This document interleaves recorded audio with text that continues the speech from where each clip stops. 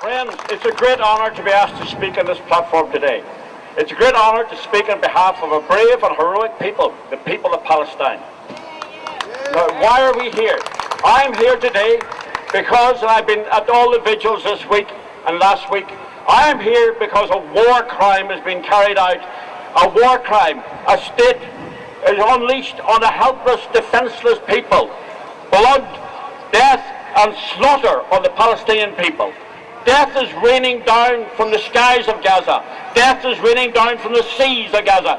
And the Israelis have used tanks and artillery on defenceless civilians. That is a war crime. By any recognition, by any law, it is one of the worst war crimes of our time. There's no excuses for it. None at all. Slaughter on civilians. 300 children dead. I have been watching it in Al Jazeera, and I will never, ever forget the sight of the father counting the bullet holes in his young child. The sniper bullets. And I tell you now, those bullets were fired from close range. Those children are being deliberately targeted and deliberately murdered. It is nothing less than genocide. Now, the reason why this square is not filled with thousands of people is because the Australians do not know. They are watching the media coverage. Israel has taken care to let no journalists in. They have a hill outside Gaza, and the tame journalists come up and they stand on that hill, they look over and they report from the Israeli point of view. The journalists themselves call that the hill of shame, because they are deeply shamed to be reporting from the Israeli side. Shame, shame, Israel! Shame, shame, Israel! Shame, shame, Israel! Shame, shame, Israel! Also, on that hill, every day, hundreds of Israelis have come to clap, to cheer, to dance, while death rains down on the Palestinians. That's the truth. That's a hard truth, but it's the truth.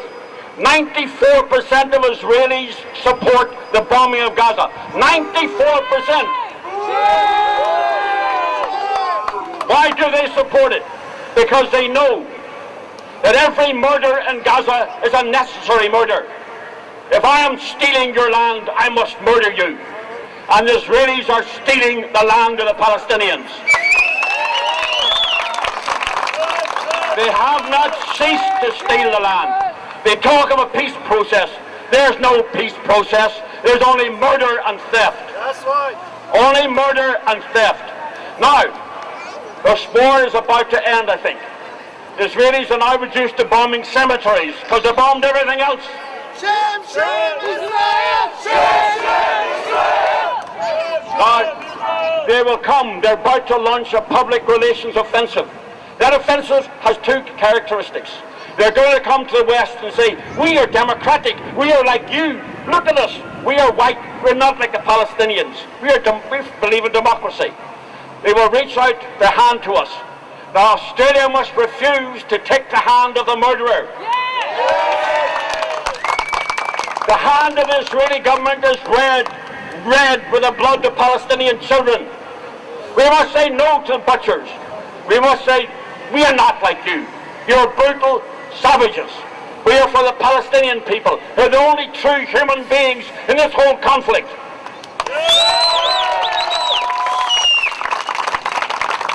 I want to say something about Australia's record on this. At the United Nations, year after year, vote after vote comes up, and all the world votes in favour of the Palestinians, except Micronesia, Palau, and would you believe it, the Marshall Islands, and shame of shame, Australia. We vote with Israel and the United States year after year. Micronesia, I excuse them. Marshall Islands, I excuse them. Because they're poor and they're bribed and intimidated. But for Australia to be the most loyal supporter of Israel and America is a deep, deep shame for me. I'm going to use some language now, but I hope does not offend you. But I'm going to use some language. I'm going to quote from a former British ambassador to America, United States. His name was Sir Christopher Meyer.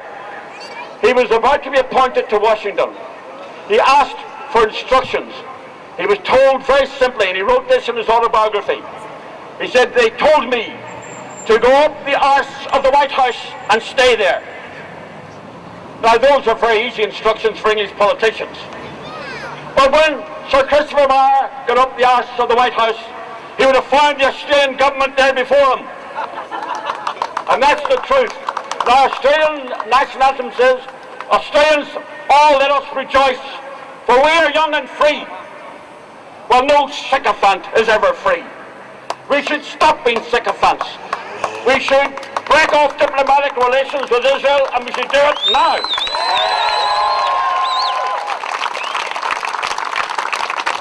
We should vote for peace and justice.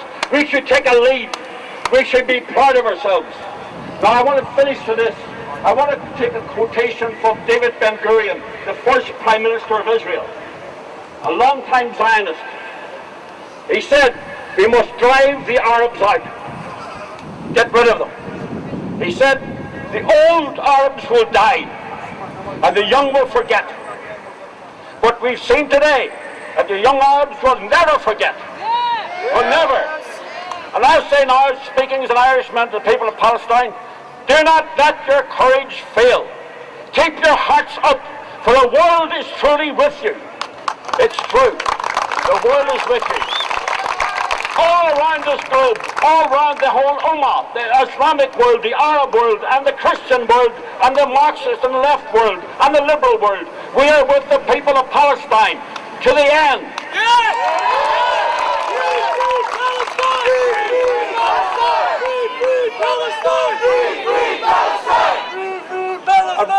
And remember,